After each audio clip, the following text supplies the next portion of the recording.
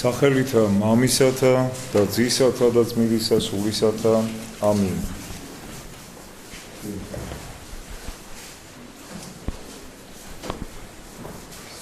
მძიმე ტრაგიკული დღეების ჟამის გახსენება გვიწევს. 7 წლის წინ ამ დღეებში უმძიმესი ტრაგედია დატრიალდა საქართველოში. კოსმოპოლიტი უსჯულო, უჯიშო ხელისუფლების მიერ წამოწყებულ წინასწარ წაგებულ ბომბს ემსხვერპლა არაერთი ვაჟკაცი გმირი ქართველი ახალგაზრდა. ჩვენ ნახეთ მათი მართლაც და ემით გამოუთქმელი გმირობა. არა ფოტოსურათებით ან დოკუმენტალური ფილმებით ან სადმე შორიდან ჩასაფრებით, არამედ უშუალოდ ხედავდით მათ გმირობას.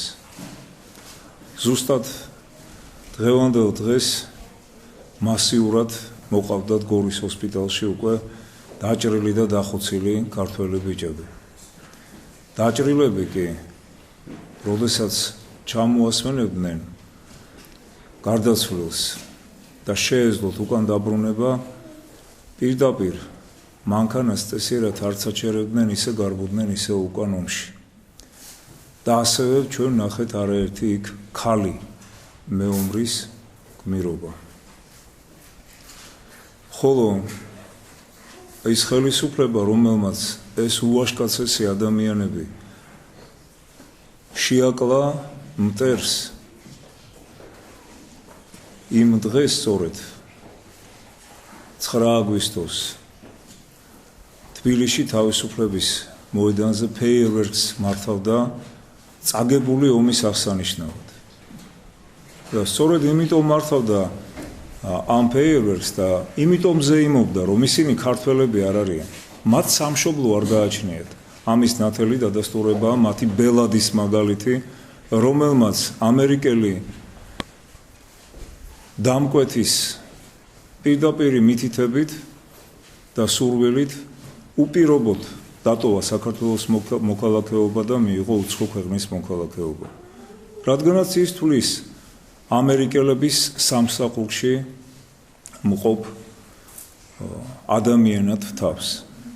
ასევე არიან მისი ეს გარემოცვა, რომელიც დღესაც დაბოგინობენ აქ ჩვენთან საქართველოში.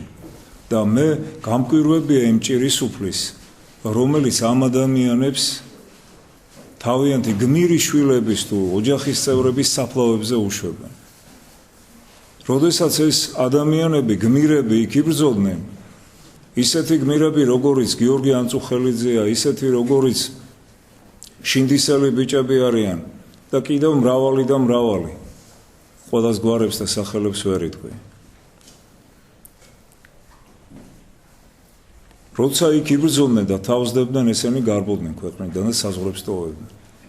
დღეს აქ იმიტომ არიან, იმიტომ იმყოფებიან, კიდევ უფრო მეტი უნდა თავნონ ქვეყანას და ჩვენ ხალხს. აი ეს არის მათი მისია დღეს საქართველოში, ისევ და ისევ ამერიკელების დაკვეთით.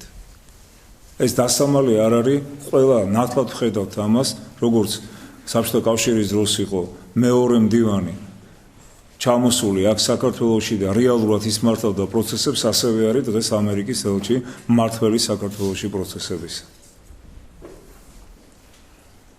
მაგრამ ჩვენ ქედი მოუდრიკოთ იმ ვაჟკაცებს, იმ ადამიანებს, ვინც თავი დადო სამშობლოსათვის ბრძოლაში. ღმერთმა მათი სულები გაანათლოს და მათი მაგალითით კიდევ და კიდევ არაერთი ქართველი აღზრდილიყოს. მე მინდა დღეს აი ამ თემასთან დაკავშირებით სწორედ ერთი ცხოვრება წმინდა მამისა, კერძოდ ღირსი ნიკოლოზ მონოზონის წაგიკითხოთ. სათაური ასეთი აქვს ამ პატარა წერილს. მათ ვინც სამხედრო სამსახურში დგება, ეძღუნება ეს წერილი.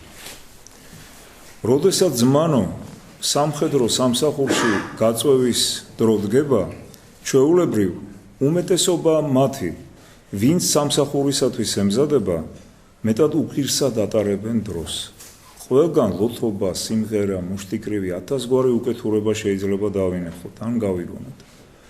ეს დროს ტარება დღემდე მუდამ ისეთ საყოველთაო ხასიათს ატარებს, რომ ანდა ზადაც კი გადაიქცა, წვეულივით ატარებს დროს. ითხვიან ადამიანზე, ვინც გარყვნილებაში ეფლობა.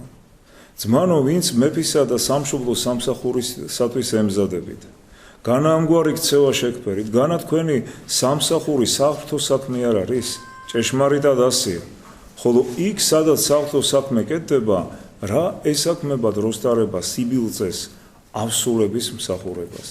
არა ძმანო, იქ დიდი მოწიწებით და ღვთისმოშიშებით უნდა მივდიოდეთ, რადგანაც ნათქვამია, წყეული მციყოს, ვინც დაუდევრად აკეთებს უფლის საქმესო. იერემია წინასწარმეტყველი.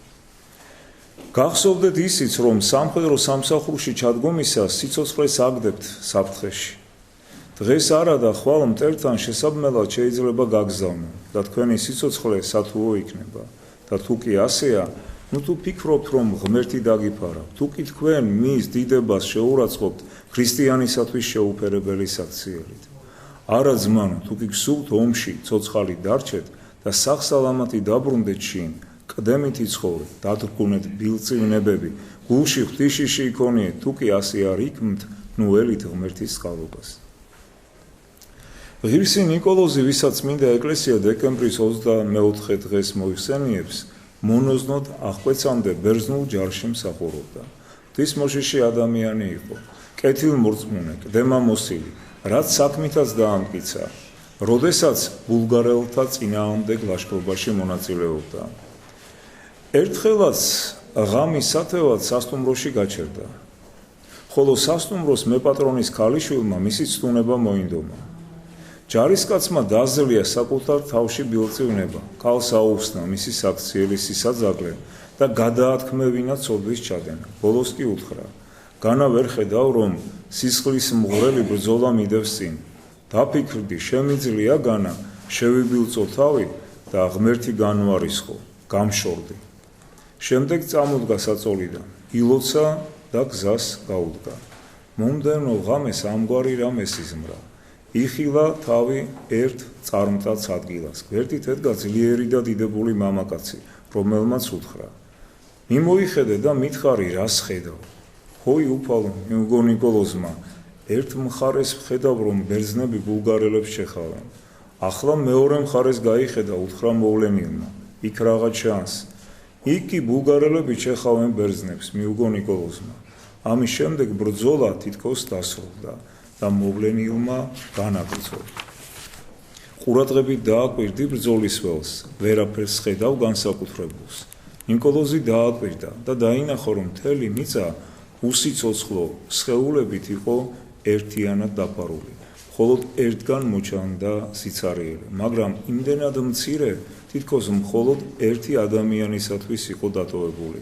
მოვლენილმა უთხრა, რას ფიქრობ ამის თაობაზე?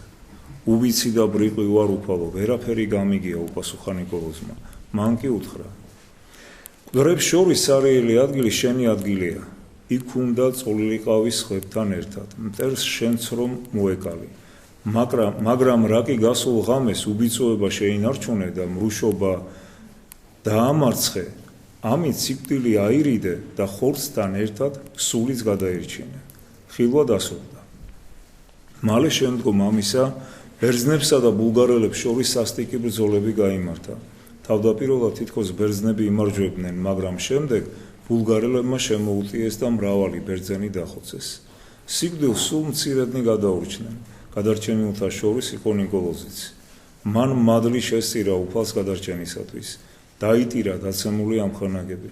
შემდეგ კი მონასტერში დასახლდა და მთელი დარჩენილი სიცოცხლე ღვთის მსახურებაში გაატარა. ეს ერთი მაგალითი წმინდანის ცხოვრებიდან ჩვენ კიდევ ერთხელ ვიდასტურებს, რომ წმინდა ცხოვრებით შესაძლებელია მიწიერი სიცოცხლეც გავიხანგრძლივოთ. ამის ნათელი დადასტურება არა მხოლოდ ეს მაგალითი, არამედ უამრავი სხვა მაგალითები. თუნდაც ჩვენს ცხოვრებას დავაკვირდეთ. როდესაც რამე მძიმე ცოდვაში ვარდებით, აუცილებლად რაღაც განსაცდელი გვეწევა. ეს იქნება სულიერი თუ ფიზიკური თვალსაზრისით. აუცილებლად ღმერთი უშვებს ჩვენზე განსაცდელს. ესეც კიდევ და კიდევ იმიტომ, რომ ჩვენ გამოვფხიზლდეთ, სანამ ჩვენი სული სხეულს გაეღრება. მე კიდევ მინდა კვლავ დაუბრუნდე დღევანდელ დღეებს, რომელიც 7 წლის წინ განვითარდა, ან აგვისტოს ამ დღეებს და კიდევ ერთხელ მადლობა მოუხადო თქვენი სახელით, საქართველოს სახელით ყველა იმ გმირს, ვინც თავი დადო სამშობლოსათვის და რწმენისათვის, ღმერთმა განუსვენოს მათ სულებს და ვინც იბრძოლა ღირსეულად და დაბრუნდა როგორც ღირსეული ჯარისკაცი მეომარი იმ ბრძოლის ველიდან, ღმერთმა დაალოცოს და აკურთხოს ისინი და ასევე რწმენით და სამშობლოსადმი სიყვარული და თავდადებით აღეზარდოთ მათ შემდეგში მომავალი თაობა, რადგანაც მათ სიკვდილს თვალებში ჩახედეს, იბრძოლეს ქვეყნისთვის და ღმერთისთვის და რწმენისთვის. ეს მე ხაზგასმით მინდა აღვნიშნო, რადგანაც თითოეულ მათგანში, ვინც იქ იბრძოდა და ვისაც ჩვენ შევხვდით, იგრძნობოდა დიდი რწმენა, დიდი სიყვარული ქვეყნისა და ის მაგალითი მე შემთხვევით არ მომიყვანია, რომ ადამიანი, რომელიც უკვე დაჭრილი მოდიოდა ჰოსპიტალში და მას შეეძლო დარჩენილიყო იქ, მანქანას აბრუნებდა და ისევ ბრძოლის ველზე მიდიოდა. და კიდევ მინდა გავიმეორო, ხოლო უსირცხვილო ხელისუფლება ამ დროს საქართველოსდან გარბოდა. და დღეს ეს ადამიანები კიდევ და კიდევ გველაპარაკებიან ზნეობაზე, სამშობლოს სიყვარულზე, ამ დროს სამშობლო მათ არ გააჩნიათ. კიდევ და კიდევ ცალსახად მინდა გავიმეორო, რომ მათი სამშობლო მთელი მსოფლიო. ისინი ასეც ამბობენ, ჩვენ მსოფლიო მოქალაქეები ვართ, რომელ სამშობლოზე შეტყივათ გული. თუ გაგიგონიათ მათგან სამშობლო, გადახედეთ არასამთავრობო ორგანიზაციებს. ტაბუ აქვს დადებული სიტყვაზე სამშობლო და მართლმადიდებლობა. ყველაფერზე ლაპარაკობენ ამ ორი ცნების გარდა. აი მათი დამკვეთების მოწოდებული ცნობიერება, აზროვნება ასე ღირსეულად ბრჭყალებში აიტაცეს და შემდეგ აი სწორედ ამ პრინციპებით უნდათ რომ მართონ საზოგადოება საქართველოში.